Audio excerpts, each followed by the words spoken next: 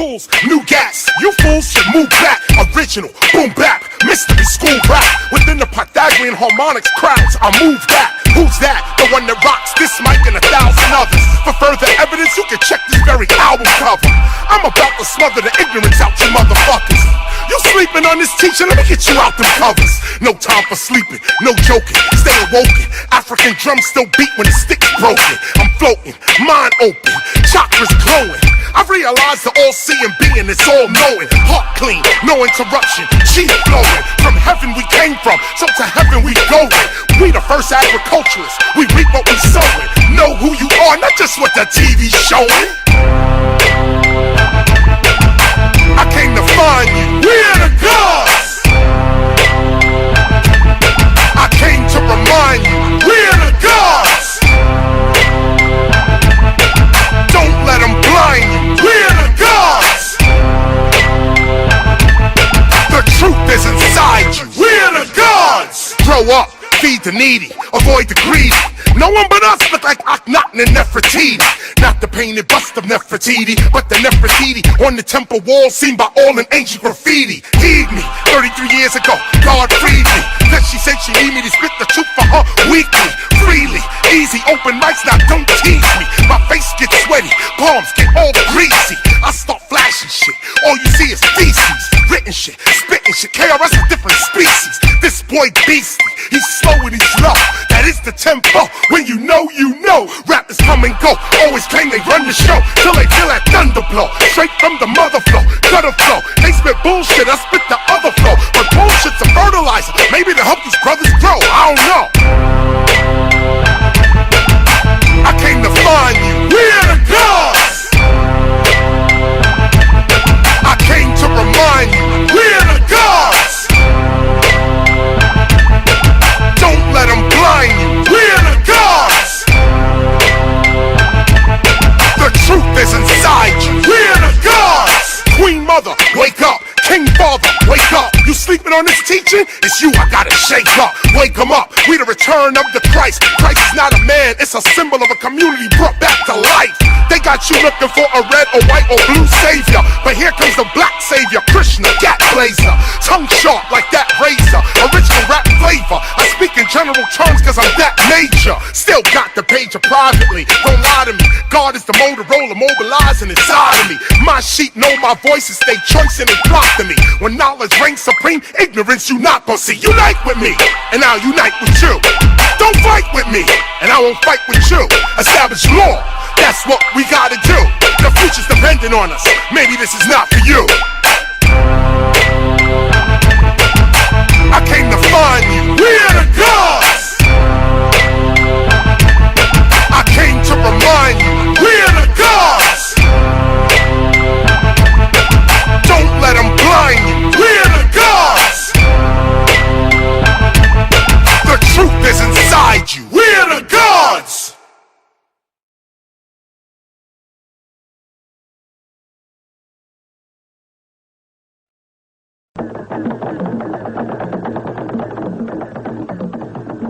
Hello, welcome to Like It Is and our continuation of our series with three eminent historians about African history and its impact on our lives.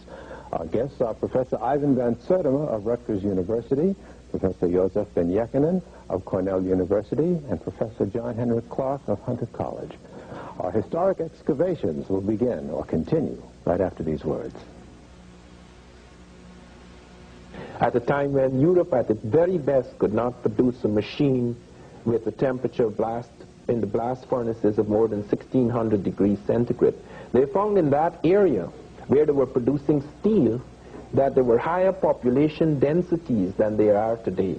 Tanzania, in fact, supported comfortably certain population densities which it cannot support today. One of the things that we do not seem to understand is that colonialism in some places actually destroyed African soil. Machines were introduced that were totally inappropriate to that world and that destroyed possibilities. In Tanzania, for example, you find 4.5 million heads of cattle in the interior of Tanzania.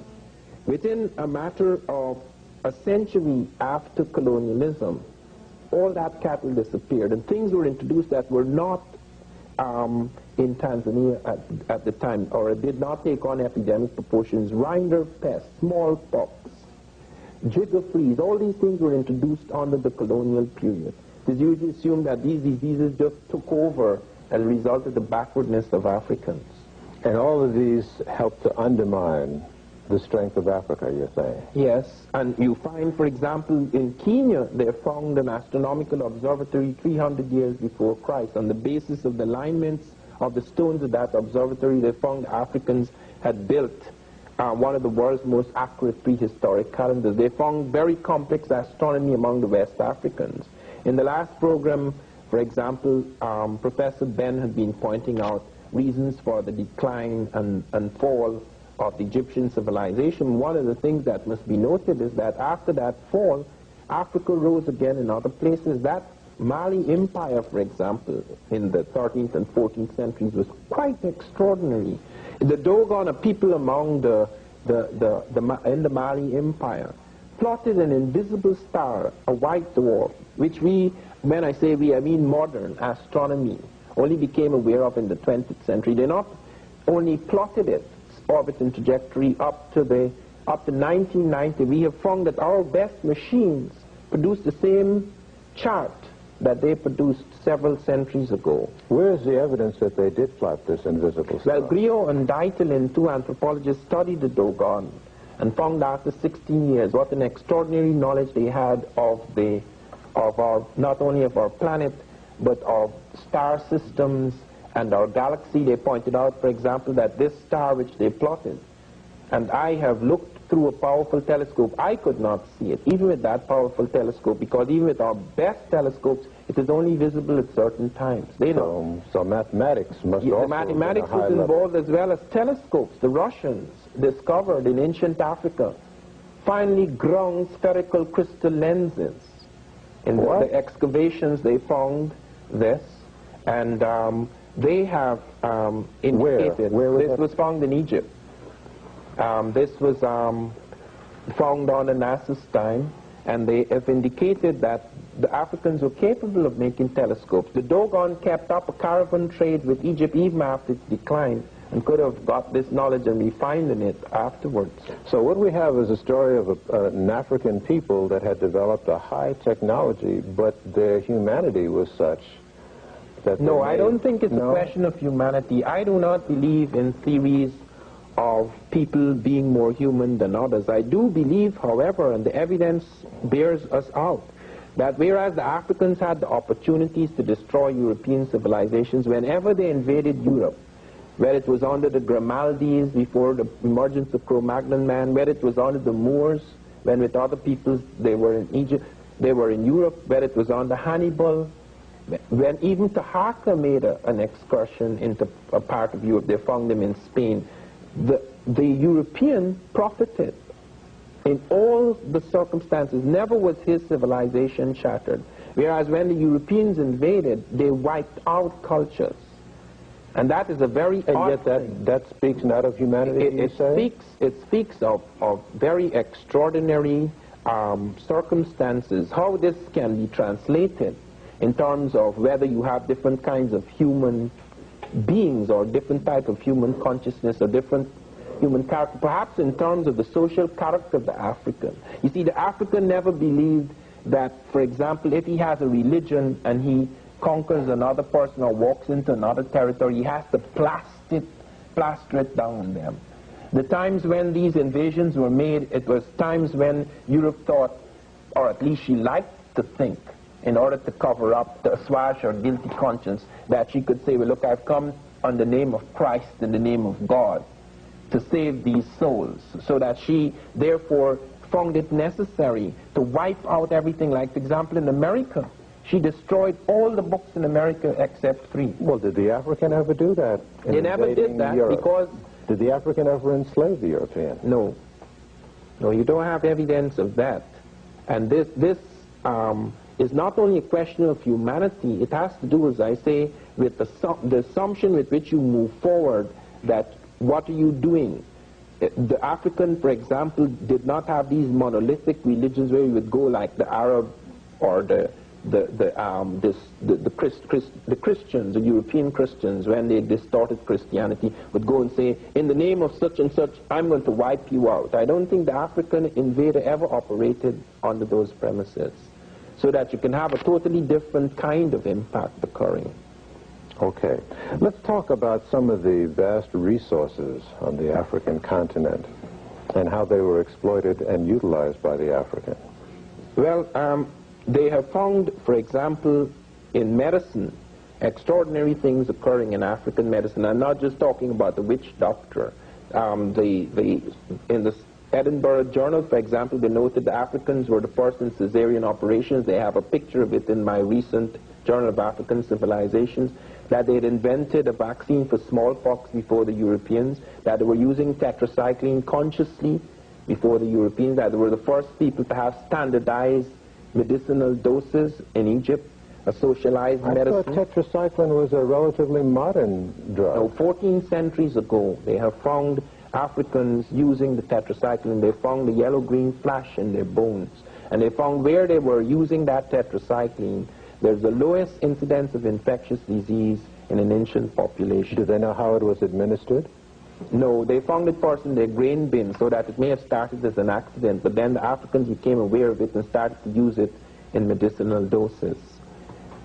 We also have evidence of mathematical systems, and this is one of the things that one finds so frustrating, that in most of the anthropological and archaeological records, or anthropological and historical records, you do not there's no mention of African mathematical systems. Work has been done showing that these mathematical systems were highly complex, particularly among the people like the Yoruba, etc., and some of them were on the verge of computers before the Holocaust. And you wonder why are these things not mentioned. The reason why they're not mentioned is that most of the studies of Africans were done in small communities, survival communities. Studies at the core and centers of major African civilization, few of these have been done, and even when done, they haven't been done in terms of technology, because it was assumed that they did not have a technology. Their resources are incredible. South Africa has still retained control, and in that sense, Africa has only gained the paper independence. South Africa controls the world's diamonds, the world's gold. 23 million ounces of gold are produced in South Africa a year. Zimbabwe and Ghana has only 1 million. The diamonds among the South Africans, they are the leading diamond producers in the world. Manganese, it's incredible. They have 5 million tons of manganese against 2 million in any other African, in Gabon, African. Perhaps therein lies the reason why the West is so in support of the racist regime that controls South Africa yes, today. There is a tremendous reappraisal recently done in the Reagan administration as to whether they stand to profit by having this kind of relationship. And very often, when resources are found, like Gabon, they found it has 1 billion tons of fine iron ore. United Nations sat as whether it should allow the Gabonese to have money to build a railroad to the sea, 400 miles to the sea, to exploit this. They abandoned that. The people in Gabon, although they are only 1 million, are slowly building that railway. It will be finished about the year 2000. Thank you, Professor Van Sertima. Like it is, we'll continue with Professor Ben right after this. In the process of the colonization of Africa, there were a number of treaties and agreements and whatnot that were drawn. Maybe we can sort of cover those in an overview. I think that if we examine the major source of these treaties, we will go to a 3-volume work by the official historian of Queen Victoria by the name of Edward Hertzlet. He wrote a book, a 3-volume work called The Map of Africa by Treaties, under these treaties. It showed there where certain quote-unquote chiefs, because this is a European term, sign away lands by the mark of an X. The documents are written in either English, French, Dutch, depending on who the colonizer was. No indication that the African knew that language. There is nothing in any of these treaties that would indicate that the people of that African land attested to those signing in that the land belonged to the people, and none of the so-called chief could take away the land of the people and sell it or something. We had similar situations here in the United States, of what is now the United States of America, with the indigenous people. Treaties were formed between European and Europeans. The worst of such treaties was the one that gave away the entire portion of what was then called the Congo, later called Congo Free State, to Leopold of Belgium, with the approval of the United States of America, Great Britain, and the other 12 colonial powers of Europe. For example, you had such people as the Gould, the Vanderbilts, and others who were part of the Congo Free State. Is that the Berlin Conference you're talking about? The Berlin Conference came out of this. After this behavior, that they were given this, and at the time when the Europeans were grabbing the lands in Africa, starting in 1830, when France invaded Ceuta, in the northern part of Africa there, that tip that closest to the Gibraltar, Germany was in a war with France fighting for Alsace-Lorraine. So that when the other colonial powers had taken land, Germany didn't get any yet. So the Germans came and started fighting the other Europeans to get some land of their own, and thus they were obliged to give Germany some territory, such as what is called Togo, which was German territory, Cameroon, and so forth. Germany then went all the way down to what is today called Southwest Africa, Namibia, and around the Horn up to what was then Tanganyika, was part of the German colonial empire. Most of that was taken away with the First World War. As a result of this, this conference was called because the Europeans were fighting among themselves for this rich African land. Kaiser Wilhelm and Otto von Bismarck called the conference in Germany, thus the Berlin Conference that it was called. The United States of America, Great Britain, and 12 European countries participated. The United States was represented at a later conference also called the Brussels Conference. That which was that treaty conference was one in which they now had given Leopold his land at the Berlin Conference. They started to encroach on Leopold because they found that they had given him what was thought to be the richest part of Africa at that time. Leopold then called a conference called the Brussels Conference. The United States was represented by this conference by a man by the name of Henry Terrell. The other one was Casson. Both of them carrying the title Minister Plenipotentiary and Ambassador Extraordinary. So that the United States were participating in the cutting up of Africa, in the colonization of Africa, yet in politics, in political science. We are told in the classroom America had nothing to do.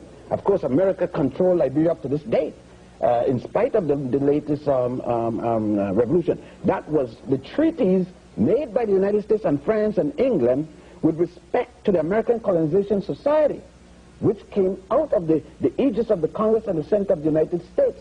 The role of Ulysses S. Grant in the Baliwa decision there. Even the United States President Grant took part in such negotiation and such treaty negotiations. So the determination of who got what share of Africa was made by non-Africans. There were no Africans at either the Berlin or the Brussels conferences. Not a single one. And at the time, you had independent African nations. You had Ethiopia, which became independent older than any other nation that you got in the world today. At that period of time, you still had you had Haiti, which had come independent in the 1800s. You had Liberia became independent in 1857.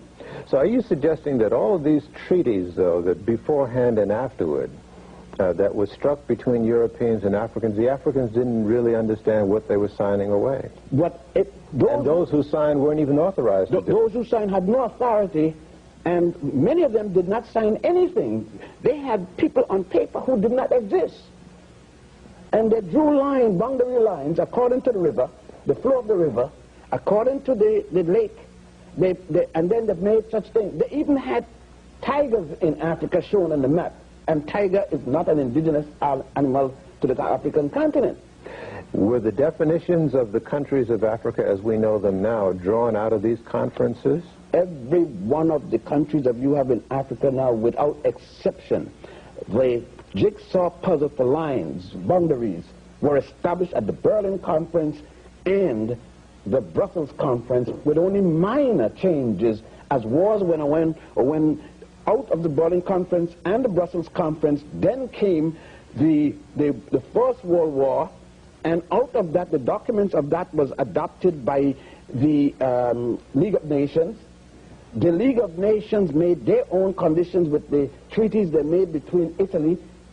Even before that, when the Italians had invaded Ethiopia for the first time and defeated in the Battle of Adawa by Menelik II, although he had won, the European powers came together, made treaties to stop Menelik, because Menelik had said he was going to wipe the Europeans from Africa.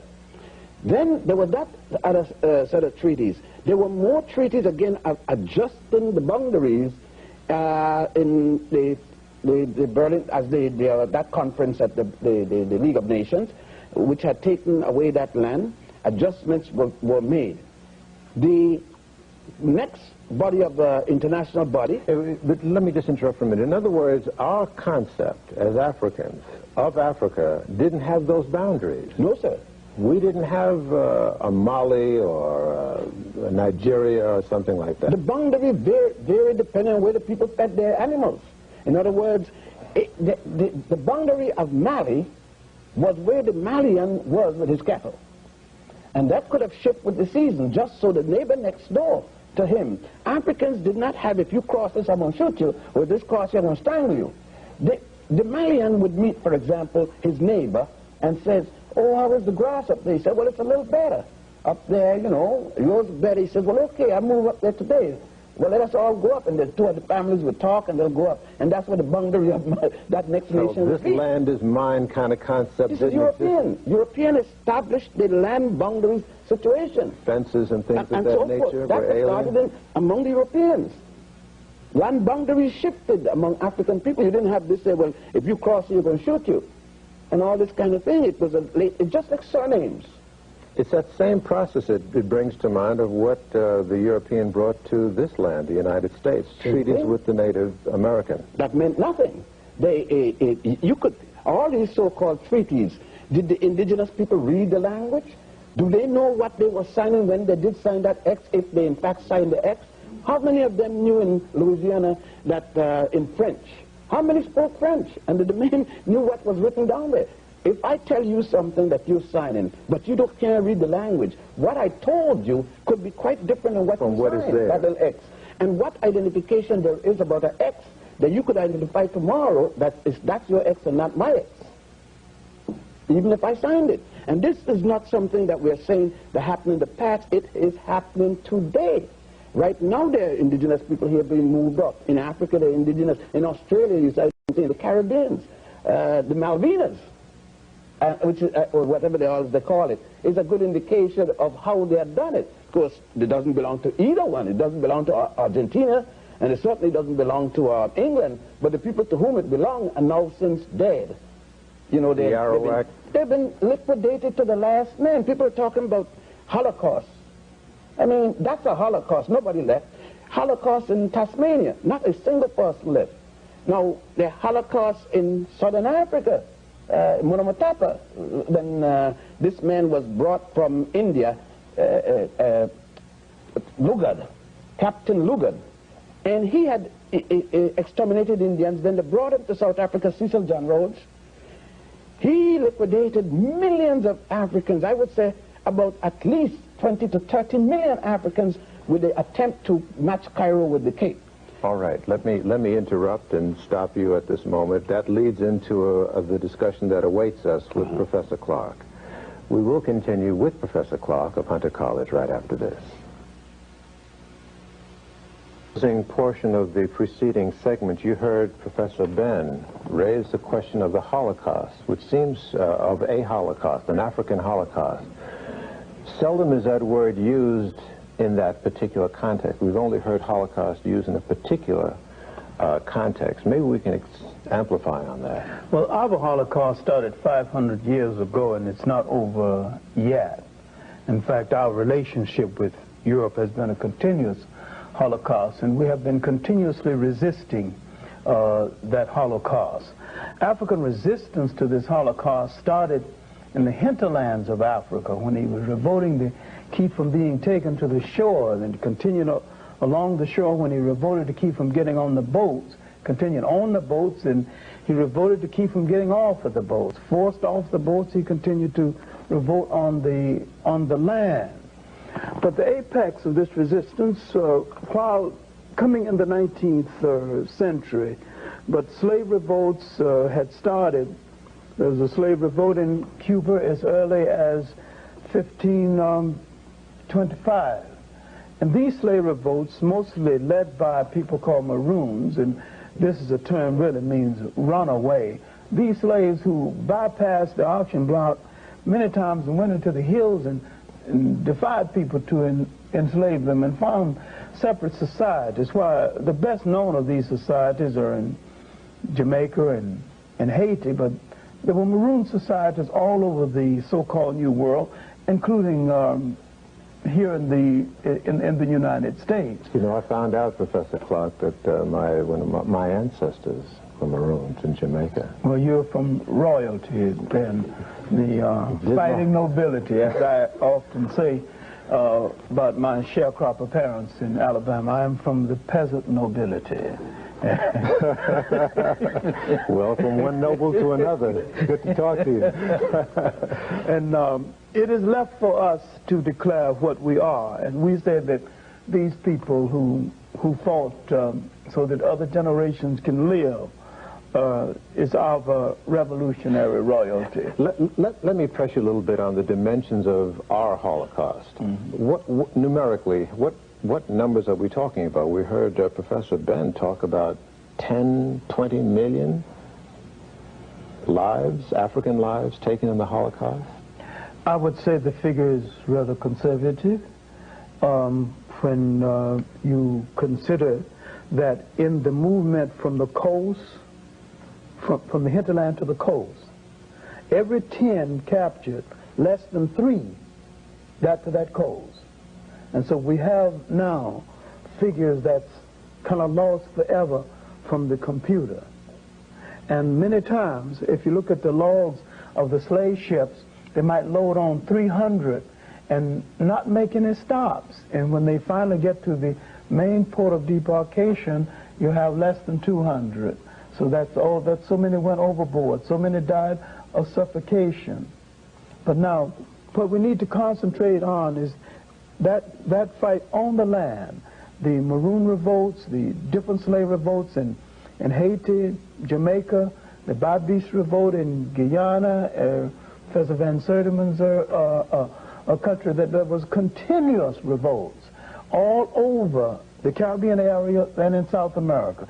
And in South America, they not only large numbers of Africans bypassed the auction block, went into the hinterlands and found separate nations, Us Palmares and Bahia.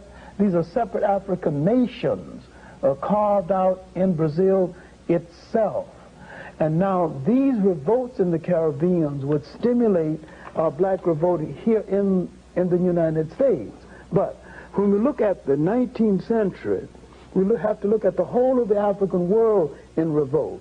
The Africans in Africa began a series of wars that would last over 100 years.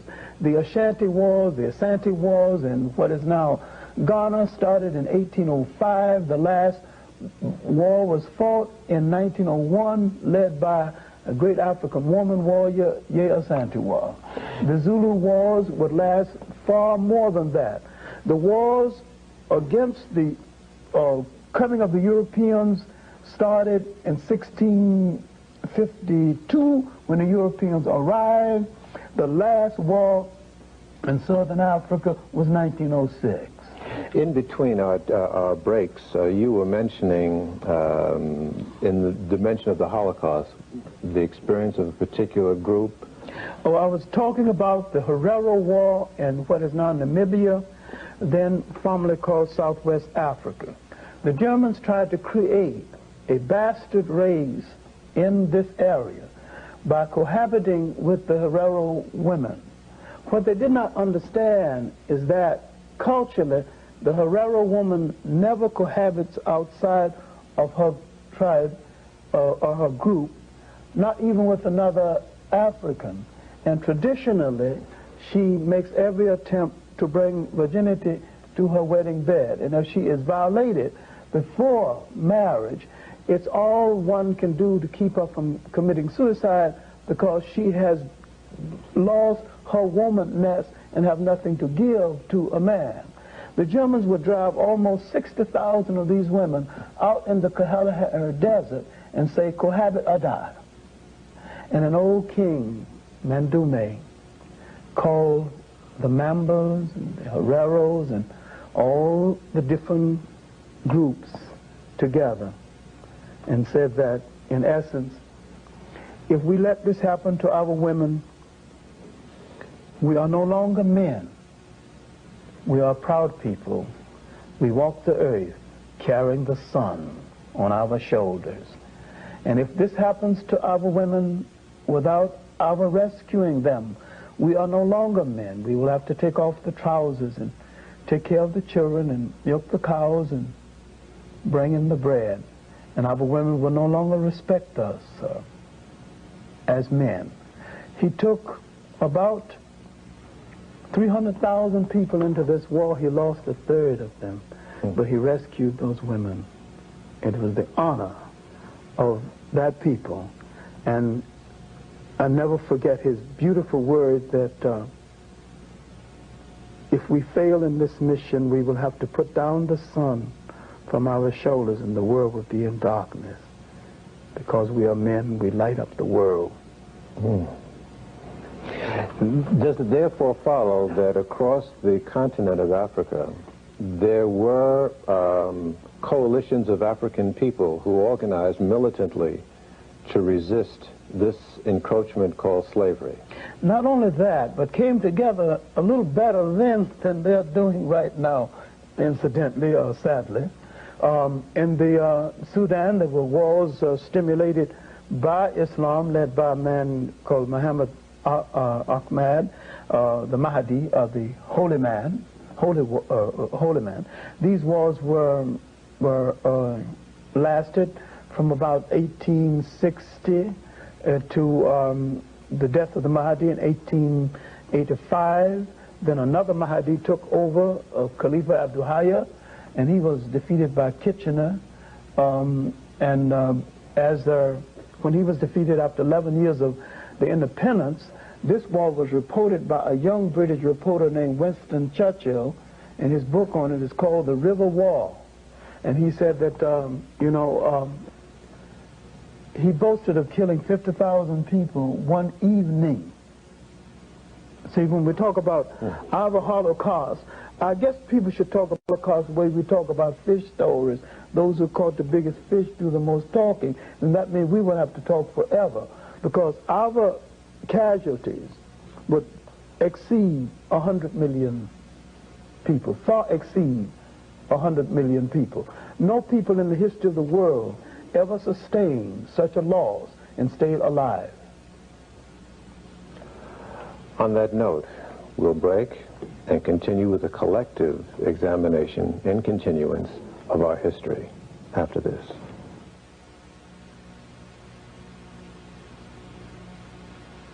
To go over some of the areas that undoubtedly we weren't able to cover in the individual interviews. Let's start with you, Professor Van Sertima. Yes, there are one or two things that I want to raise. First of all, there's a different kind of Holocaust which is even more terrifying than the destruction of people. Often death can be merciful. There's a nuclear bombing of the African brain. That kind of Holocaust, the mental Holocaust that occurred, whereby many Africans who were colonized were actually had their African character almost zapped away from them and something else planted upon their brains. Which was? Which is a kind of duplication of the European. They were turned into European duplicates. I could say that at the time I was 24, with the exception of an interval during our upheaval and the death of my father, I was a European duplicate. I was a British duplicate. Everything that the British wanted me to think, I could enter their brain. Every reflex, every attitude, every prejudice that was native to the British Empire was in my brain. And it occupied at least 95% of my brain. It is only in later years, as one became aware of African civilizations and American civilizations, that this began to fall away.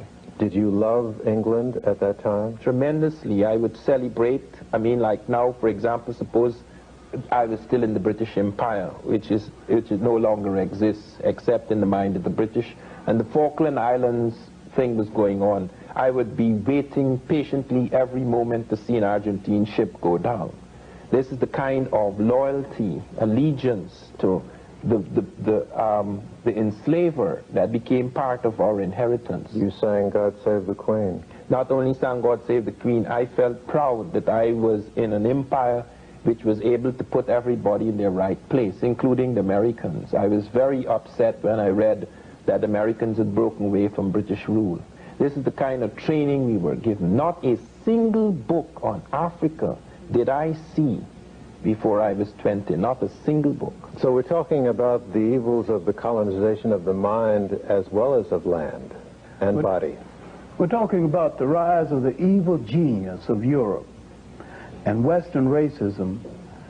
There wasn't enough soldiers in all Europe to hold down that vast world. They had to conquer something else other than just the physical body. They had to conquer the mind. And maybe their most tragic and dubious achievement was the convincing of so many people that they were supposed to be ruled over by these Europeans. It was one of the great propaganda miracles. What was the most effective vehicle for that propaganda? The Bible and the assumption that the European was a Christian. He never was a Christian, he never will be a Christian, and there are two things the European dares not live by. If he tried to live by them 24 hours, he is finished, and that is Christianity and democracy. Because his civilization, his way of life, his power is based on things diametrically opposed to those two things. How does the Bible help enslave the mind? I'm asking by saying that this is the will of God. There's an excellent book, good God, I haven't seen it in years though, except a Xerox copy in my library, called The Role of the Missionary in Conquest. A lot of the land was taken from the African, with the missionary going ahead of the colonizer and telling them it is the will of God that we control this land. A lot of the land, the Kenyan highlands, a lot of land in Uganda was taken over by the church. In fact, the Catholic Church had title over most of the land surface of Uganda and hasn't relinquished it completely to this very day. Christianity was an instrument of colonialism, the handmaiden of colonialism. And I can remember as a little boy wanting to teach the junior class in Sunday school, and I began to look into the great book, trying to find my own people, and I didn't see their image nowhere. I tried to find the word Negro, and it wasn't in the Bible. I didn't know there was no such thing as a Negro, you know. And I looked at the Sunday school lesson, look at all these images, and all these images told me that I was nothing. I was outside of everything in the world, that all the achievement in the world was done by white people. I go to the basic history books, and I see nothing but white images. I see nothing that endears me to myself or to my own people. Professor Ben, what do you have to say about the missionary position? I should say the practice of missionaries. Well, I don't have anything good to say, so I could make it by that one statement. And I don't think anyone who knows the African history could compliment the missionaries. First thing is that the assumption is made by Europeans, Billy Graham and others, and I noticed that he's getting his lumps now, for having the courage to say that somebody has practiced Christianity, but I don't know what he meant by that either. But number one, Christianity started in Africa at a place called Alexandria with two people, Tantius and Boetius. It spread across the North African continent. There were 7 patriarchs, equivalent to the word pope, 27 bishops before it arrived in Europe. An African by the name of Augustine, who made modern Christianity the basis for his writing, Europeans copied. Augustine's books are called, some of them, of the 40-odd books, the Confession that tells you who he was, on Christian doctrines, they laid down the fundamentals of modern Christianity, and the other one called the Holy City of God. It is not only the Bible, the Christian Bible, however. The Old Testament, or the Torah, as it is called, speaks of chosen people. A God made a world full of people and select a handful to be the special ones. The Quran and Islam equally. The jihads were brought. Although Ben Habib and Hadsat Kubadi Ben Rabad taught Muhammad ibn Abdullah, who was illiterate in his own language, the fundamentals of the religions that the fundamentals upon which all three got their beginning, we were told, and still being told, that there is a holy land for us in Palestine or Jerusalem. There's a holy land for us in Bethlehem. There's a holy land for us in Mecca, but not a single piece of holy land in the 13.8 million square miles of African territory. Yet, all three of those religions that I've spoken about got their fundamental principles. The concept of Mary, Jesus, and Joseph, this whole concept came from the Book of the Dead, with Horus and so forth. The concept of a one true God before all other gods was taught by the Africans of the Nile, Akhenaten, specifically the god Atem, long before the birth of Moses. Let me ask you this, Professor Ben. Were you, like Professor Van Sertima, raised with another awareness and another religious loyalty and national loyalty? Yes. Where were you raised? I was raised in the Hebrew religion. What nation? I grew up in Puerto Rico and the Virgin Islands. And I was raised, therefore, in American territory. But the same colonialism. I remember myself as a youngster on the 4th of July, walking with a red, white, little flag with the, what it was then, 40-something stars, and running down there when Eleanor Roosevelt came and all these different things. And, you know, I volunteered in World War II, you know. Nobody called me. I volunteered. I was so stupid. I went and volunteered, went to Panama to a segregated army where I couldn't go on the bus with the American people, and in Panama I went to Panamanians I could go among. I came to Newport News, Virginia in the service and couldn't go on the ferry. They had a line called nigger, the nigger officers and the white officers. That happened to me. And do you know it was a German soldier that I was guarding, officer, that asked me, nigger, he said, exact word he said to me, nigger officer, do you know that when this is over, I'm coming to America and be your boss? And then I started for the first time to get some sense, although I had been segregated in Panama and so forth. And I didn't even recognize I was being segregated in Puerto Rico and the Virgin Islands. I didn't even realize it. I thought that everything was, as they say, hunky-dory down there. But, you know, because of what he said. Hunky-dory. H-U-N-K-Y. That was the expression. Right. That means real good. And I was a perfect fool and didn't know it. I used the term Negro then. Colored was a big thing, you know. And Africa was not on your lips. What you talking about, Africa? Africa is what Tarzan and Jane was, and, you know, the Humphrey Bogart. I used to go to see John Wayne and Tom Mix and Ronnie Reagan and all of them shooting up the indigenous people. And I used to say, hey, there's a savage coming to shoot them Tom Mix. And then with the African, I'd say, oh, look at them savage, Tarzan is coming. And I'm hoping for Tarzan. And Tarzan hollering, Ungawa. And one thing, I didn't know that Ungawa means doo-doo. Because every time Tarzan said Ungawa, and when I found out that Ungawa meant doo-doo, I said, I used to have fun then. But you wouldn't believe that this person, because what I know wasn't taught to me in school. I look back and sometimes and say, how in the world did I come this far from where I was? It's all the miracles. That's a miracle. Tell me about your upbringing, John. No, I had suspicion from the beginning. When I couldn't find my people in the good book, and my great grandmother had told me that this was the book of God, this was the Word of God. But where were you raised? I was raised born in Union Springs, Alabama, raised in Columbus, Georgia, near Fort Benning, and I made my living partly as a caddy. Used to caddy for a major who later became a general and later became president of the United States, Dwight D. Eisenhower. He was a lost cause then. Be that as it may, but growing up in a predominantly Baptist environment and becoming very curious about the Bible, I began to suspect very early. How early? That 10 and 12, that I did not belong to any people who were inferior to anybody. So then about 1930... But in your schooling up to then, though, wasn't the reverse implied? The reverse was implied, but I can say with great conviction, I never completely accepted it. Or were you going to a black school and were you getting... I was going to a black school where the teachers would sneak in. Black history, they could sneak it into mathematics, they could sneak it into anything.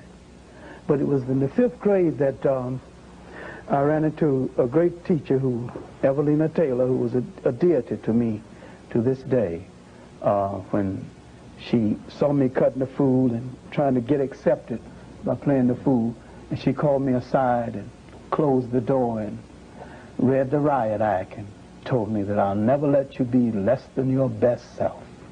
You are going to get it. Gentlemen, it's obvious that we can't unveil the whole story of our history and experience in these 2 hours or 3.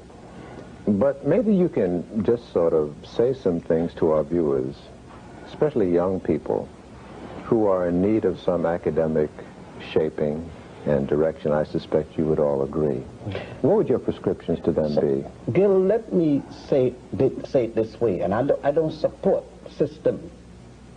But I think that one of the things we have to learn, in order for me, or I hope I'm speaking for two gentlemen, and this is for parents, our parents, you can't fight the teacher and learn. There's a discipline in study, and we have to learn. The damage has been done to us and still being done, but we ourselves got to take this. With all the bad things that go into the classroom, and I went through it, you got to be able to count, you got to be able to write, you know what I mean? You got to know science. You got to be able to equate and evaluate.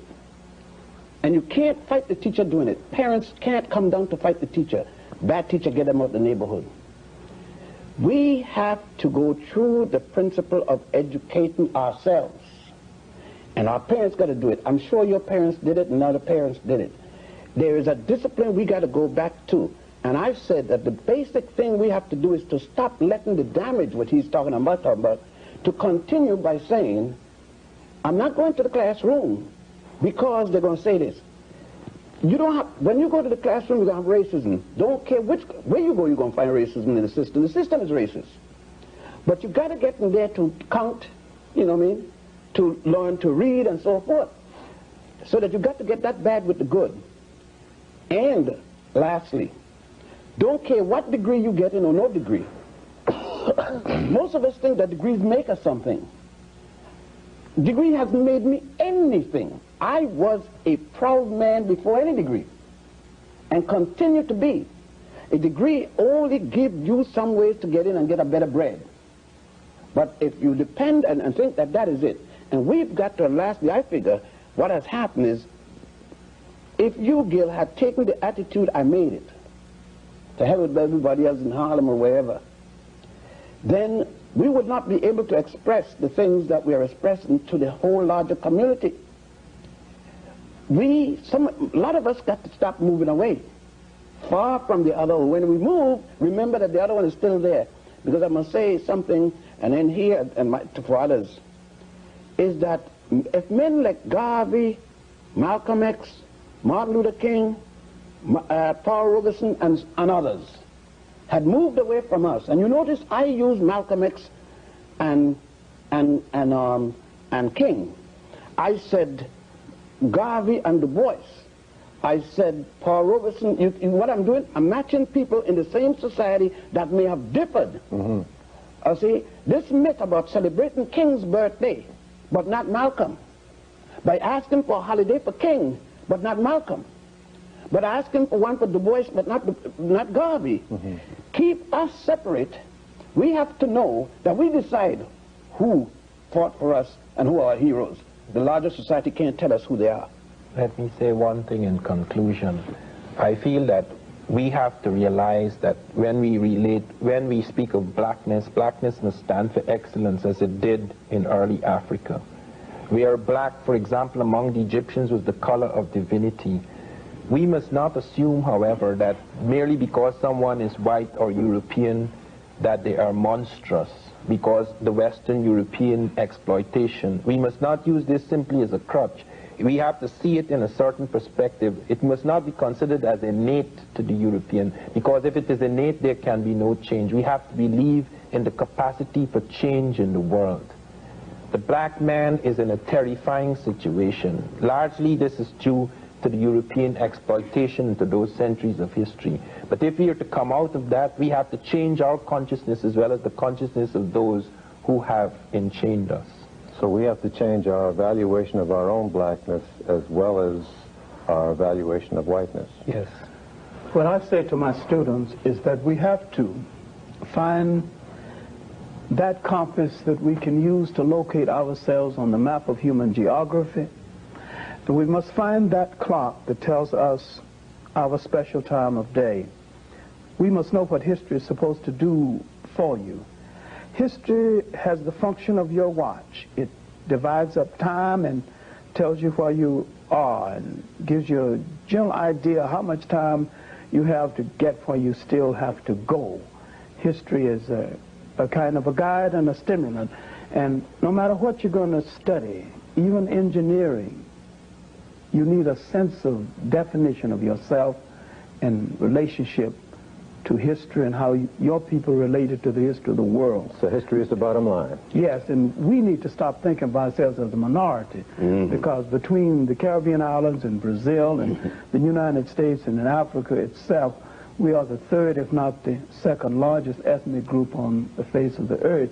And we've got a piece of geography over there, maybe 13 million square miles, that's ours. And when I say ours, I don't mean north, south, I mean all of it. That's right. Every blade of grass, every grain of sand, and that's the inheritance of our children and their children still to come. And we don't have to go to any Bible to make any claim, because our claim is all prevailing, and the map of that continent is stamped on most of our faces.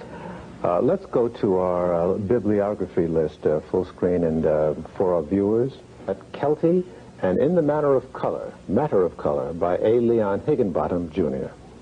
Professor Clark recommends you read How Europe Underdeveloped Africa by Walter Rodney, Stolen Legacy by George G.M. James.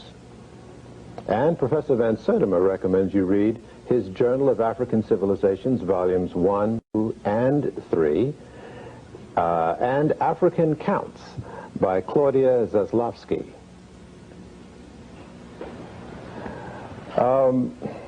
So what I seem to be getting from all of you is that you have found your particular steel, all of you, has been derived from that which you have learned, and that perhaps before that infusion of the historical metallurgy, shall we say, into your systems, you were sort of lost and unclear about who you were and what you had to do and what your role was on this planet. Yes, I would say definitely that my readings and most of my travel, particularly when I went to Egypt, it changed my world. I thank you all. So ends, for a while, our exploration into our history, a history that has shaped the world and supplied the very foundation of civilization and culture. If what you have heard is revelatory, would you call it a archaeological and anthropological period, the pre-dynastic period, the dynastic period, because unfortunately people forget that many African civilizations had dynastic periods besides Egypt or other nations along the Nile. I would also break that up to Africa before the coming of alien peoples. And then I will go on to that, Africa up to the beginning of the encroachment as to the colonial period. And then I will go on to Africa in the current period. Now you could break up African history into various forms depending on what you plan to do. All right, well, let's move swiftly in the limited time that we have. Let's start with the archaeological period. The archaeological period will be that period in which you're talking about the artifacts and fossils. The artifacts, like the stone equipment, stone implements, and so forth, and the fossil period being the human finds. And that will bring us back to the Zinjanthropus period, all the way up to what we would today call man as we know him using agriculture and so forth. Mm-hmm. And how far back in time are we talking about now? Based upon the latest findings, we're talking about at least 3 million and a fraction into 4 million with a fossil called Lucy.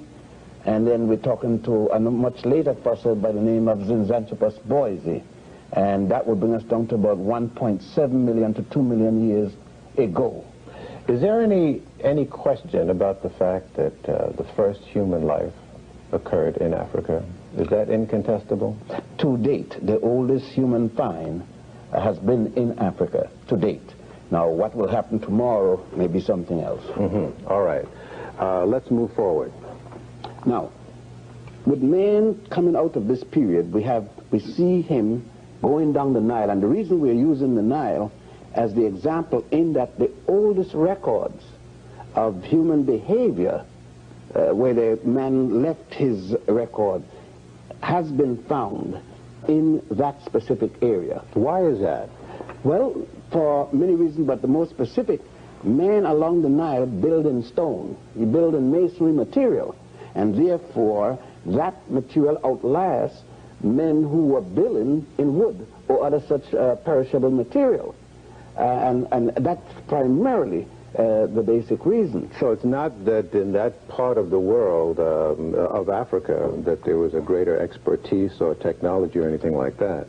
Based upon anthropological and archaeological finding, there have been very old period. For example, in Southern Africa, in Swaziland, there is a 43,000-year-old iron mine found there. So that would indicate we're talking about 43,000 years, meaning that since we're dealing with historical record, it matches most of the things that we find along the line, and most specifically in Egypt, where we go back to the Sibyllian period. Mm-hmm. The Sibyllian, the first and second period in Egypt will be about 125,000 BC.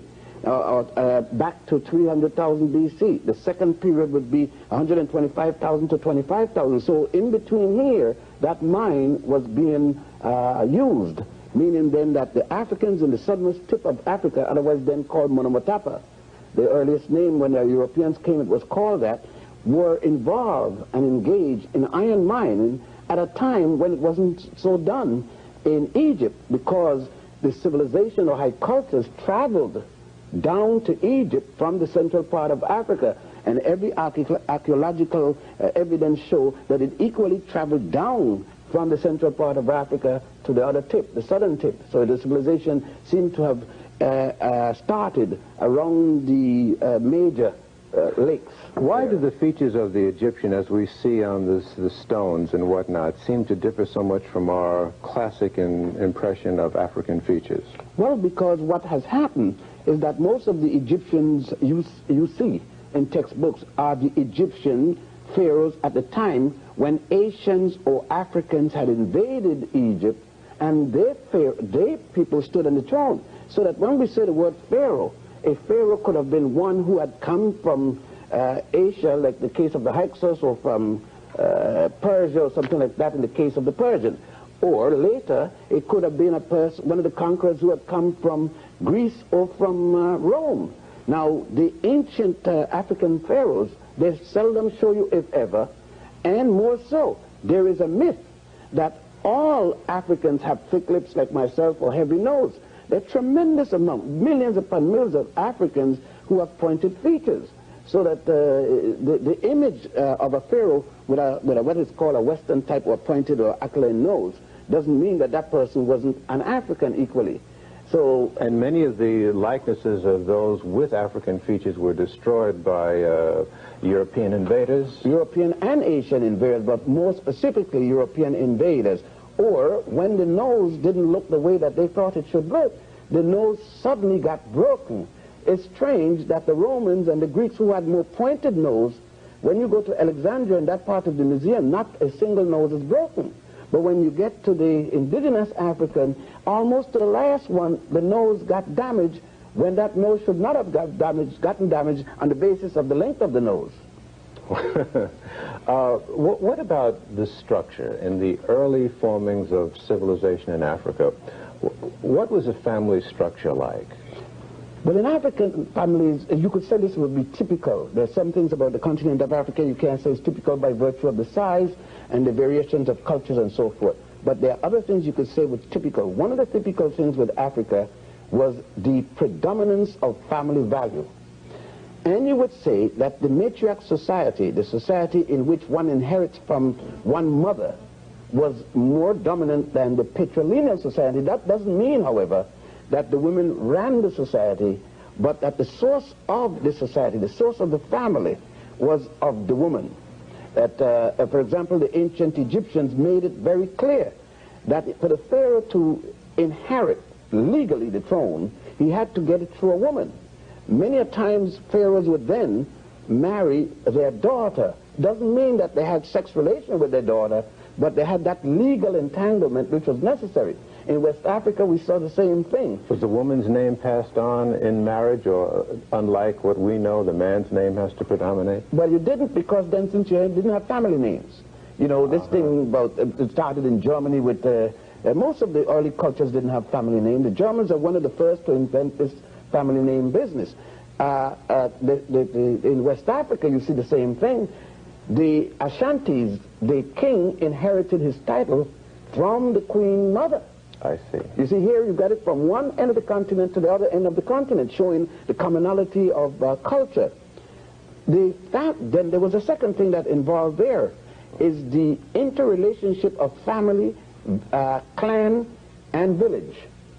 That the individual, there was no African individual as such. Like we would say in the States, I'm an individual, I'm doing my thing. You couldn't be that type of individual. And that put me to the mind of saying something classical here, is that the myth that prostitution started from the first man and the first woman. I don't know which first man and first woman they're talking about. It's obviously not Africans. Because the African society made it so that there couldn't even be a single woman. You couldn't have a single woman living by herself. All people were attached to family. If a woman became widowed, she either went back to her own family or to her husband's family. You were always attached to someone. Therefore, most of African society started in a communal basis. One was related to one's family, immediate family, then to the clan, then to the village, then to the state. So that each individual had a combination of families one was attached to. Is that why there's not much in recorded history about disciplinary problems with the children? Sure, you can't have a disciplinary problem when all adults is over the juvenile. An adult doesn't necessarily mean 21 as against 2 or 3. Adult could be 3 as against 5, 3-year-old as against 5. It means that you bound to respect the older person than yourself. So that if a family had 10 children, the first child would be the one relating directly to the family. From that first child on, that child will be then carrying down the order, and very rarely the mother or father has to do any of the disciplining. the first child becomes the senior child, right? And therefore the law goes down. Now from that child, let's say that the first child now becomes 40, and the parents are in their late 50s, early 60s, and that first child gets married. The authority of these parents still go down to that child and to the husband, on both sides. And it was this kind of continuity that was the basis of the great civilization that came out of our experience in Africa. Yes, that is what was destroyed with the coming of the European and the Asian, that they destroyed, so that the decentralization of the African family and the strength of the African culture that we see now destroyed so much that in Africa we see them imitating everything, and here and the Caribbeans and elsewhere started to be destroyed at that point. And it is at that point that we ought to stop. And when we come back after this break, Professor John Henrik Clarke will pick up about that destruction process. Stay with us.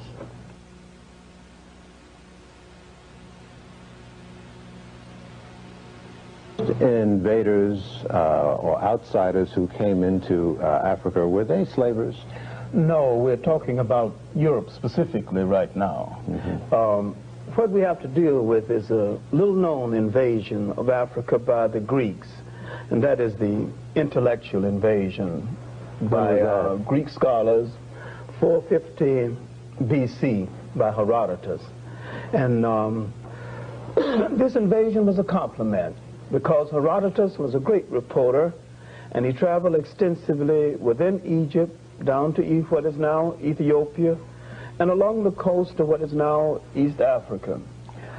Egypt, Kush, these nations had been invaded by one Asian after another for state.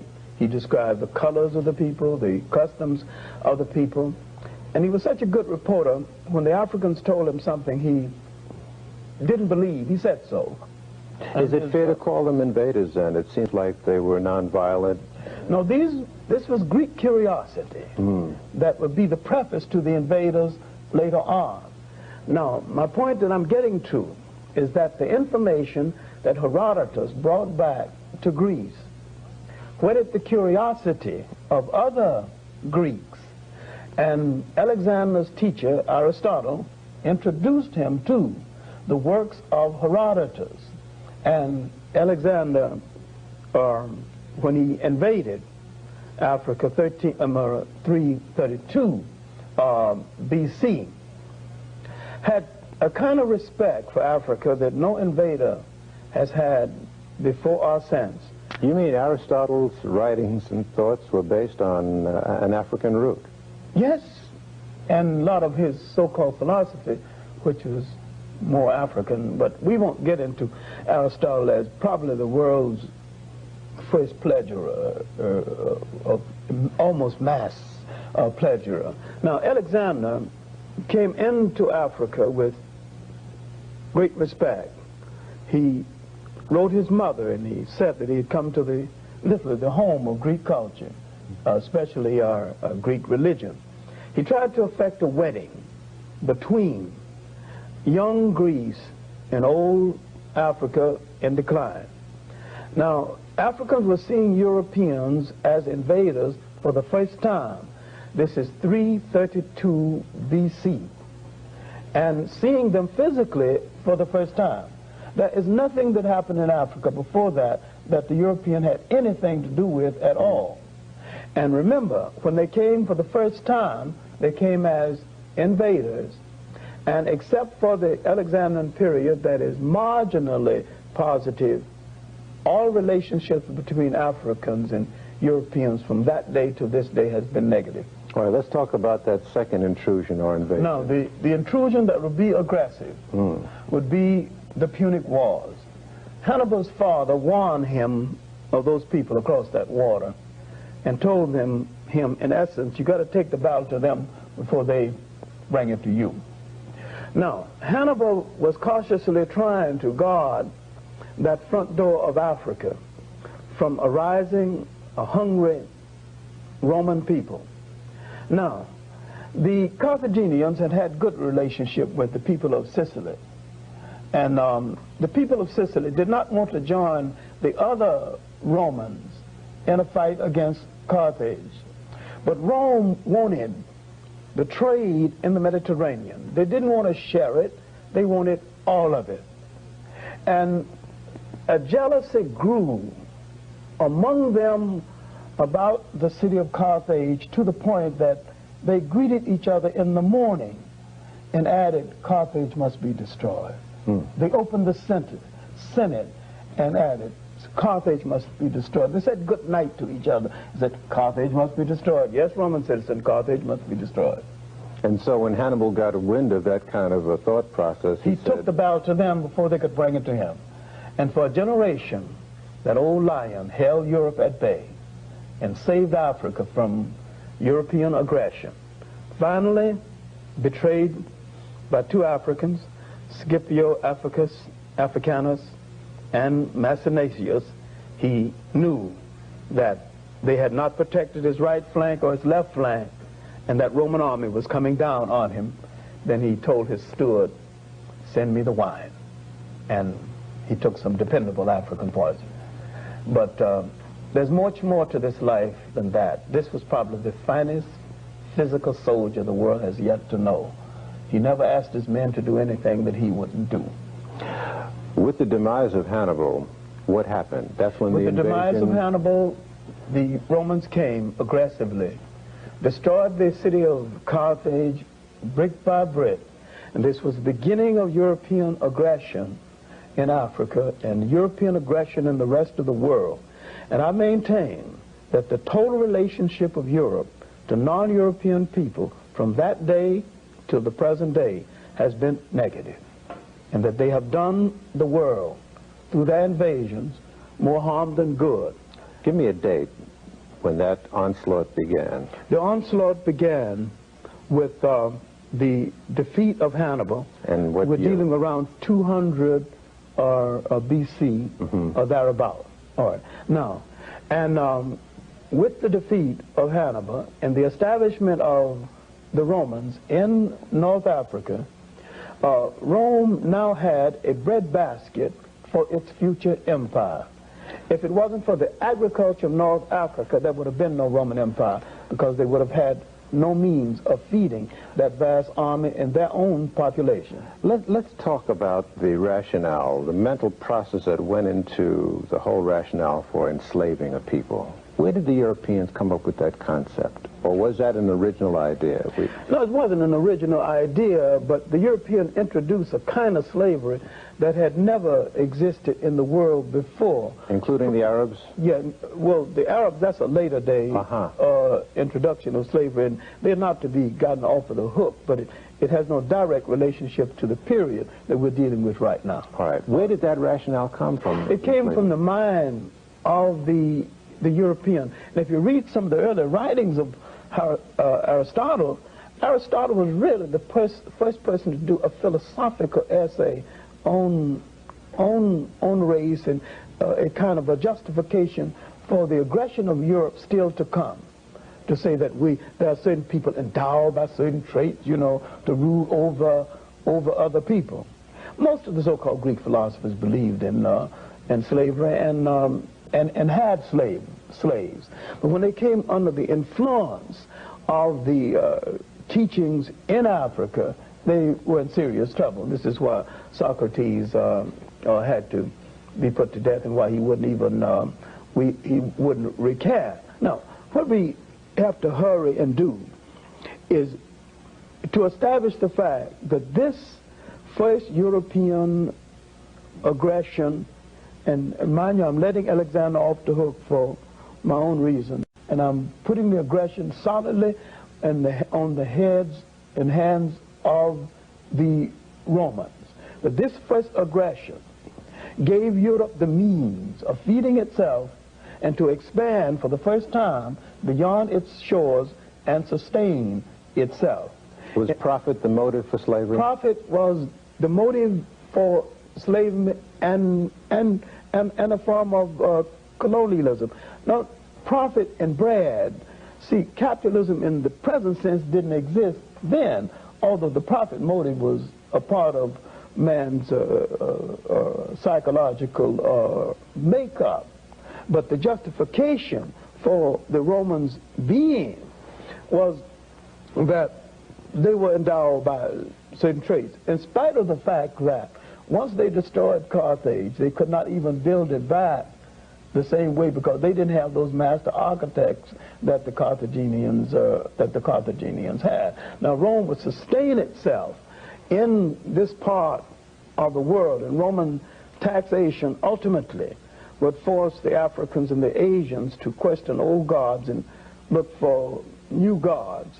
This questioning, this wondering whether their gods had deserted them would make them look into their folklore, their literature, and bring forth the beginnings, the formal beginnings of a religion that we might later know as Christianity. Not that the religion was new, but that particular formation of the ideas of the religion was new. All right, let's pause here, Professor Clark, and we'll continue with the African presence in the so-called New World right after this.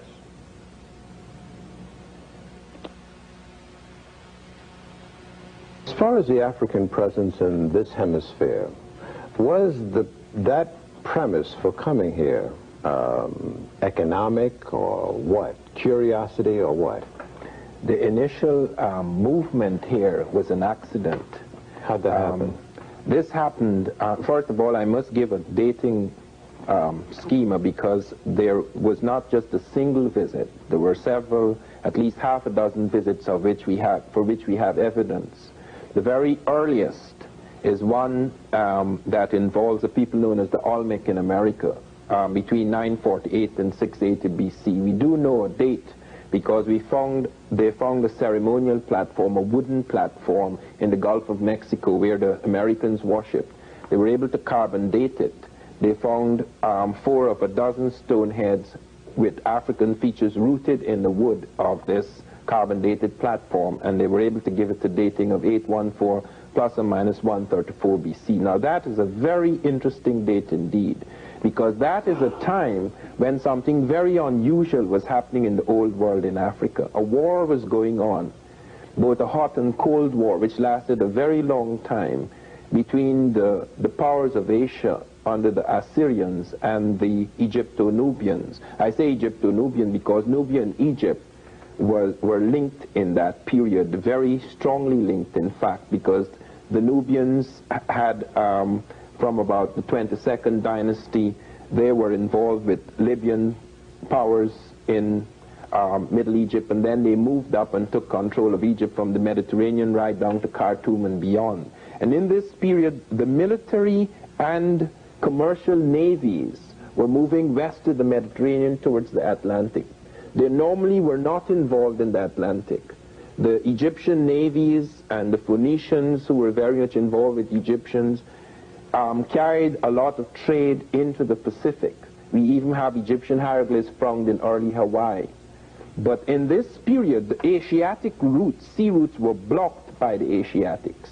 Yeah. They blocked off the Egyptian sea routes. As a consequence, a great deal of the metal trade, the search for... But how would you get from the Mediterranean to the Pacific, though? No, they had the Red Sea and other routes, and they went into the Indian Ocean and various things. Oh, I see. Okay, so they had trading, Egypt had trading in other parts of the world, but in this particular period, while they had trade in the Western Mediterranean, this particular period became tremendously intensified. We even have evidence around 800 BC of Phoenician ships up in near the British Isles. They're trading in tin. Tin was critical to Egypt because that was the Bronze Age, and tin and copper were critical to the making of bronze. And you have a lot of movement in that area west of the Mediterranean.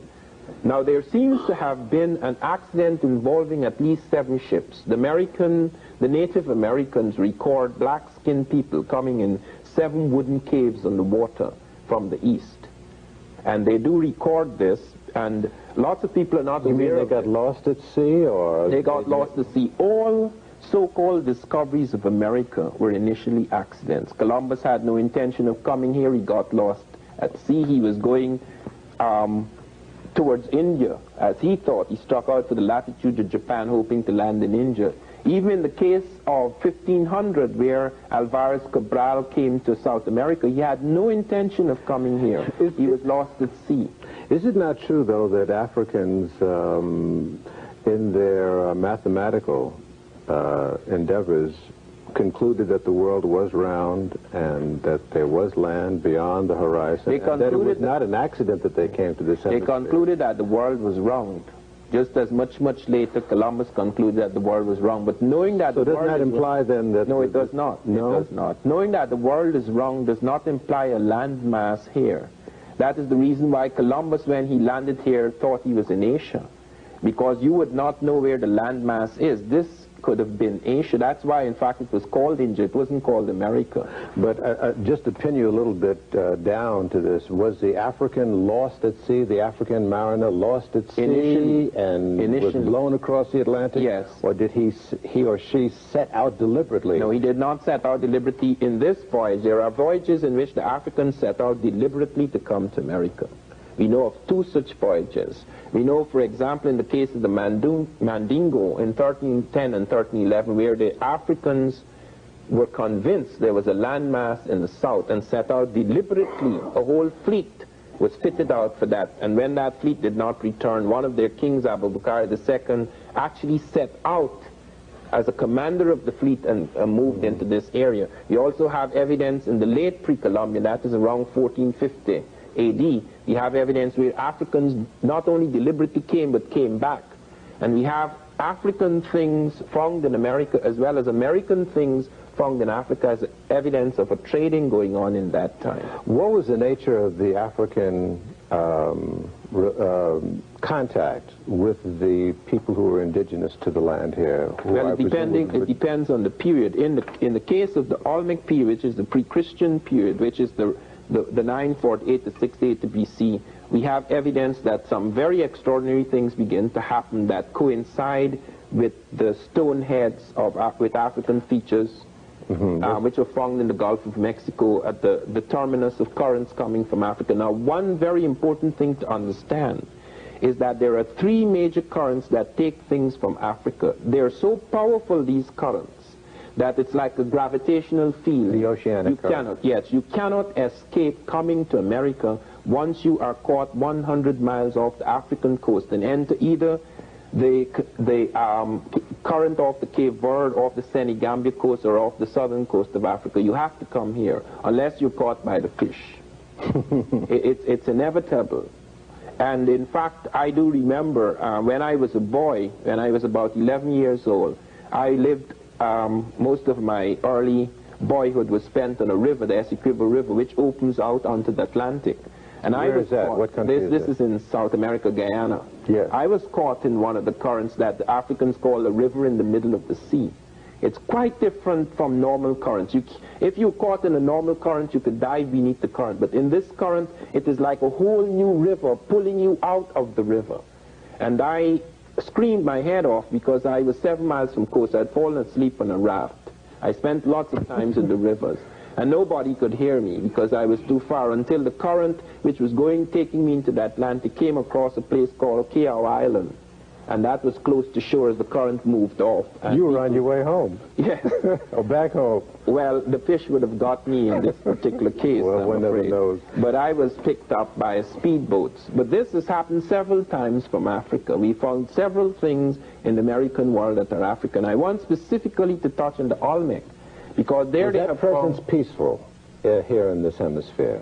Yes, with the exception, we have one instance where we have battles between the Africans and the Americans off Quaricoa, where they found that the Africans were fighting. They had a settlement and they were fighting with Native Americans. But in the case of the Olmec, where they made their most tremendous impact, the evidence is that it was a peaceful affair, that the Olmec incorporated them into their priest caste. They found the skeletons of Africans, 13.5% among the ruling class in America in that period, that pre-Christian period, where Zinski, the Polish skull expert, showed that it was a high percentage, and even 200 years later, it was only low, like 4.5%, but not among the common people, among the ruling class. They were incorporated.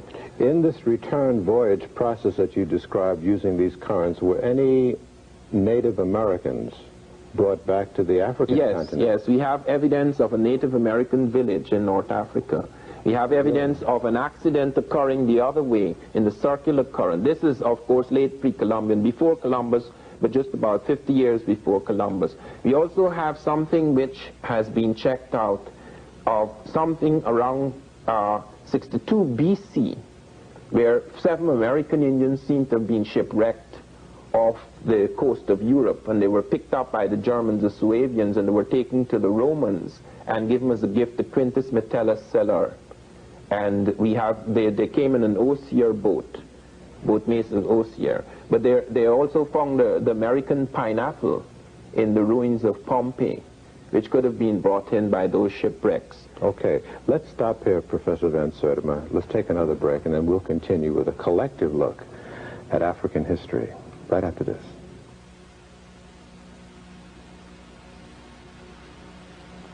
Frustrated because I thought we were going to be giving ourselves a lot of time, but 2 hours is nothing. We haven't covered a lot of ground. Let's go one by one to some areas that you still feel are hanging by the individual segments that we've covered. Professor Clark? I'd like to go back to that first European presence in Africa and what happened to it. The European, especially the Roman, tax collection and exploitation forced the Africans, part of the Asians too, to pull from their history and their folklore and their, a new religion. This was the formal religion that the Europeans would distort later on and called Christianity. And as this religion got underway, the Romans did not take it too seriously. They didn't expect much to come out of it, and after a while they began to entertain themselves on Saturday evenings by killing Christians, and that the Romans literally killed Christians for almost 150 years before strategically and for political reasons they adapted this religion. And because it had become very popular among the Europeans of that day. But something else had happened, because the European has a paranoia about being ruled by other people. When he adopted the religion, then the European declared war on the African Christians for control of the church.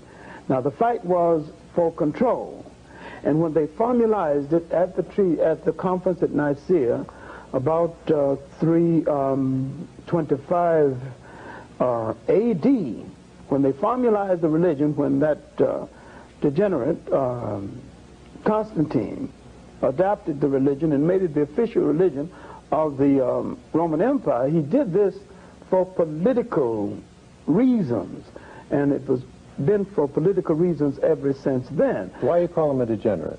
Because he was a degenerate, really. The man was unspeakable, degenerate. With naked women hanging around the court and, fornicating all over the place, and then he switching from one to the other until these people called the Essens sold him on this religion. In fact, Catholicism was set in motion by Constantine, a degenerate, and Protestantism was set in motion by Henry VIII, another degenerate.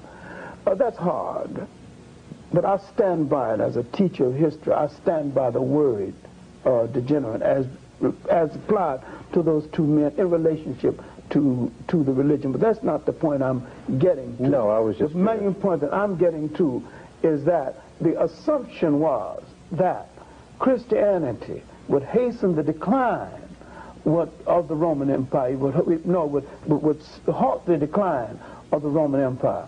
But it hurried the decline of the Roman Empire, because this religion did not fit the temperament of the Europeans then, does not fit that temperament now. They simply could not live by a religion as placid, as kind, as humane as this. And they had to establish power by violating it.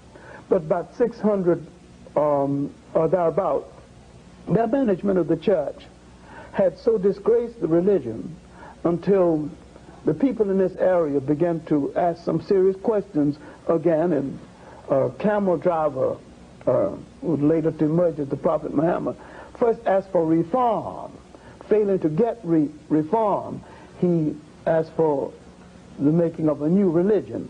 And with the help of Zayd bin Harith and Bilal, two Ethiopians, he brought Islam into being.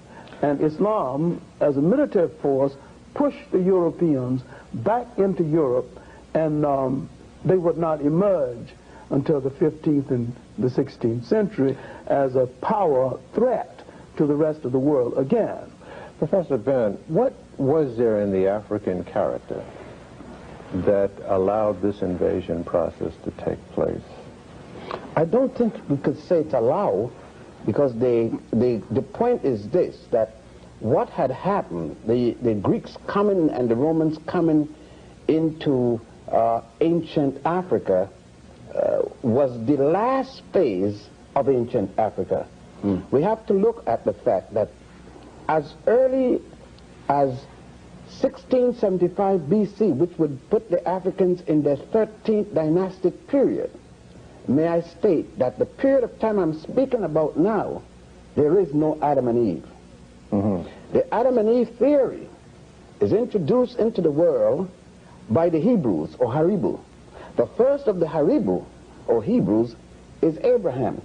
He isn't born until that same 13th dynasty, meaning then there is no Judaism, thus there is no Christianity, thus there is no Islam. Yet the Africans along the Nile had already religion, the worship of the god Ptah, P-T-A-H. Subsequent to that, the worship of the god Amun-Ra, the worship of Amun-Ra's son Osiris, and so forth, and Osiris's son Horus. The fundamental laws of behavior, of morality, of ethics, long before the Ten Commandments. These Ten Commandments coming from these laws, called the negative confessions. And now, in that 13th dynasty, for the first time a non-African people would come in there. Most of the major things that you have in Africa are already constructed. The major pyramids. What I am saying, before there was an Adam and Eve mentioned anyway, the pyramids that you see at Giza were already constructed. That's in the 4th dynasty. The pyramid of Saqqara, that pyramid, was already constructed in the 3rd dynasty. Now, those people who were the first to come in as conquerors were Asians, not Europeans. They came in 1675, calling themselves Hyksos under the leadership of a man called Salatus. They were eventually forced out by the Thutmosis and others, Hatshepsut, etc., Thutmosis' daughter.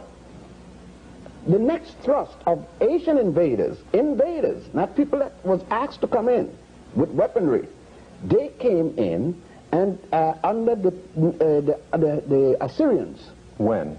That would be in 714. At the time when they came in, the Africans from Ethiopia was ruling Egypt, the Ethiopians were ruling.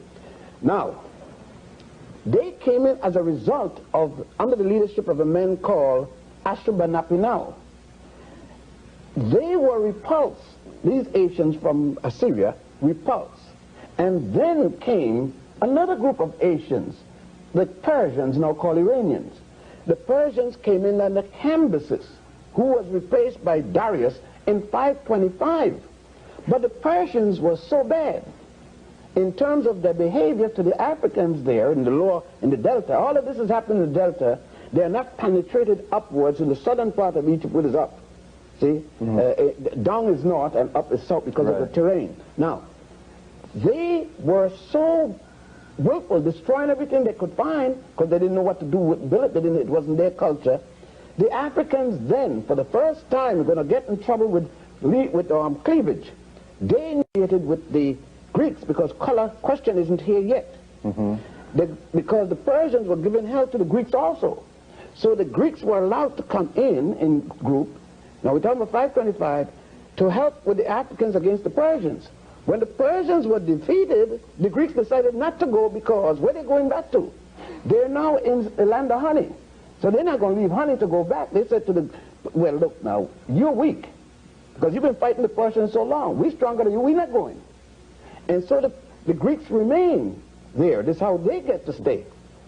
But subsequently, from that time, by the way, to now, to this very day, only one African have ruled over Egypt. A man by the name of Naguib, Mohammed Naguib, born in Egypt of Sudanese parents, both mother and father, the one that Nasser then withdrew after he defeated Farouk. Now, but it was after the Greeks were defeated by the Romans, then the Romans came in, and then caused the Byzantium period. And you're saying at that time Africa was in decline? Oh, it's been in decline from the time the Persians came. But that's my point. What was causing this decline? It's like anything else. You get to a point where there's nothing else you feel that anyone else could offer. You got careless. And then people come in and take you up. You let people in. You train them about what you're doing, most of what you're doing. They become a fifth column within the system. And they undermine. And they undermine. We're about the only people who come 40 million or so, in a nation within a nation that doesn't undermine. Because we have been co-opted so well. See, if the ancient Africans should have taken their books, their religious books, and brainwashed everybody in there, like the Africans are now brainwashed everywhere else. And then we would have supported the system against our interests. But they didn't do that. They could not, because at the time, they even called these people ignoble people, people uncouth. And they went about to shall I say, civilize them. But the same people that civilized, Professor Clark used a term, the guests, they invited the guests and they became the dinner for the guests. And so, but this is the whole thing. We must understand, I think too, the culture of the African, you know, Gil, if you got a home, you got your wife, your family, and you have a certain behavior pattern that you don't mistreat little children, you don't do this and that, and someone comes in, knock down your wife, take over your house. He's a dead man. He's a dead man today. But in those days, you didn't know. You believed that when you saw that man, you saw a man who come in with the same moral values that you have. You have no other point of reference that this can be. You don't know that this man gonna rape your wife because nobody rapes people in your place. You don't even have a word for rape. So when the man come in and rape your wife, you're stunned. You says, what kind of behavior is this?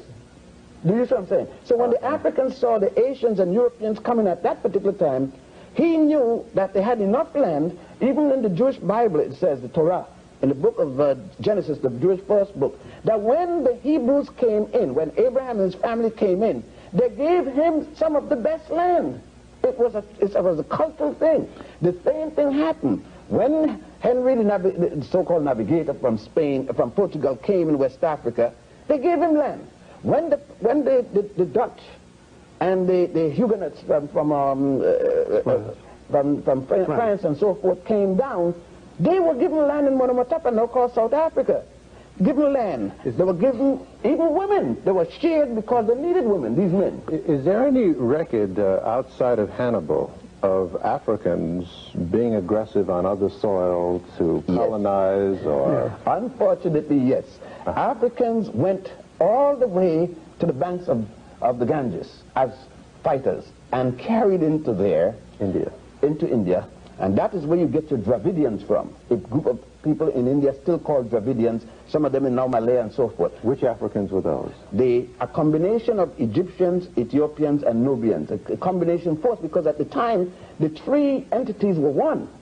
There were times when you couldn't tell the difference between India, Egypt, Nubia, Egypt, and Ethiopia.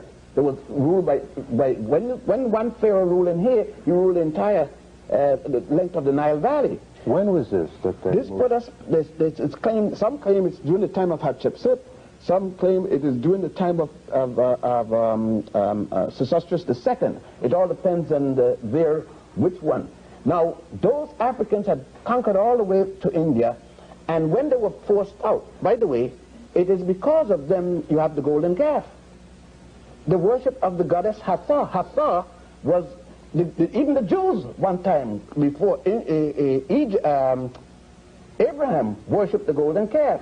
They called it the golden calf in the Old Testament, the book of Genesis, but it was not called the golden calf. It was called goddess, symbol of the goddess Hathor. They knew what it was and did not mention it as such. The Indians adopted Hathor. Then the virgin thing, the Horus child, and the Krishna group. The Christians adopted that symbol. Isis becoming pregnant by an immaculate conception, giving birth to her son Horus by a virgin birth. This story is there still at the temple of Horus at Edfu. You could see it written all over the walls. They adopted the obelisks. The obelisk was in memory of the penis of Horus when he was destroyed and cut up into 14 pieces. Let's push this a little further about the character of the African. Professor Van Sertima, you mentioned that there were wars, some wars that took place between Africans and Native Americans in early history. Well, I wouldn't define them as wars. There was, in the situation that I particularly mentioned of Kwarekua, there you have a settlement that was encroaching from that Kwarekua into parts of the Native American territory, and therefore a clash occurred. And we do have cases of both of them taking prisoners. But was there an aggressive character to the African that came to this hemisphere? We don't have any clear evidence of that. We do have trader types coming in the Mandingo period, and there were warrior types as well. They had to be, because they had to be extremely cautious moving through new and potentially hostile territory. But we do know that in the Olmec period, we do not have evidence of this. And I want to return to that period because lots of people are not aware of the enormity of the evidence. One of the things that startles me is that nobody has mentioned the terracottas, the clay sculptures of Africans. I have been twice recently to Mexico and looked. There are literally hundreds of these with African, not just the African features, but beards, textures of hair. You could see the evocation of the texture of hair, which is quite distinct from the Asiatic type coming across the Bering Straits to early America. The skeletal types one mentioned that Wierzyński has mentioned. And then last year, the Science Digest brought out something on me in September, its September issue, in which they asked an authority in Mexico about these stone heads, which I say have African features. And he said the reason why they look African, why they have broad noses and thick lips, is because the tools were blunt. Now that is one of the most ridiculous defenses I have heard from the establishment, because he actually went as far as to say, this is Michael Coe, who is author of a major book. He's the major authority in Mexico, ancient Mexico. He said that if they had sharpened the nose, if they had got thin noses, it would have broken off. And when you go and you look, you could put your fingers, the edges of the lips, even where they are very full lips, you could see the extraordinary skill. These are 3,000-year-old heads. They're done with fine tools, because close by you can see figures done in stone with a different type of nose, different types of lips, the Native American type. And I wanted to ask, when I was first told of this by Boyce Rensberger, who wrote the article, if you ask Coe if they use blunt tools to make these types, and they then sharpen their tools to make the native types. Let me just intrude for a minute, gentlemen, and just go to our viewers for a minute and let you know that it is now almost the end of the hour, and as promised, we want to bring to you a full screen, as we call it, bibliography list of materials that you can go to for more information. From Dr. Ben, he recommends that you read The Destruction of Black Civilization by Chancellor Williams, African Origins of Civilization by Cheikh Diop, World's Great Men of Color by J.A. Rogers, and Black Men of the Nile and Family by Professor Ben Yekinen himself. Professor Clark recommends that you read African Glory by J.C. DeGraff Johnson, Capitalism and Slavery by Eric Williams, Before the Mayflower by Lerone Bennett, and Slave Trade and Slavery by John Henrik Clark and Vincent Harding. And Professor Van Sertima recommends that you read Africa and the Discovery of America by Weiner, or is it Wiener? Wiener. Unexpected Faces by Alex von Warthenau. Ancient Egyptians and Chinese in America. And Chinese in America, yes, by R. Jarasboy, excuse me. And They Came Before Columbus by Ivan Van Sertima. Mark that well, and if you want more information, I know we're going to get swamped. I hate to make this offer, but I've got to do it in the interest of your interest. If you want us to give you that bibliography, write us and let us know. and we'll supply it for you. In the few moments that we have remaining, what then are we saying in the broad canopy that we've only really skated across about the whole involvement of the African character on this planet? It has tended to be, for the most part, as I can delineate from you, non-aggressive. And humane. And more than just... How would you respond to somebody, though, who would say, no, that's a racist statement, and you're... No, it's not a racist statement. It's an honest statement. And the victims of racism have a difficult time being racist. And I wish somebody would remember that, you know. When the victim responds to racism and responds to the negative attitude toward his own people, he's not racist. I'm saying that the African character, the African personality, has given the world a kind of humaneness in his relationship to other people that can rarely be found cannot be found at all among the Europeans. That's it for this hour. We will continue with the final chapter next week. Be sure to tune in. We'll catch you then. Thanks for joining us.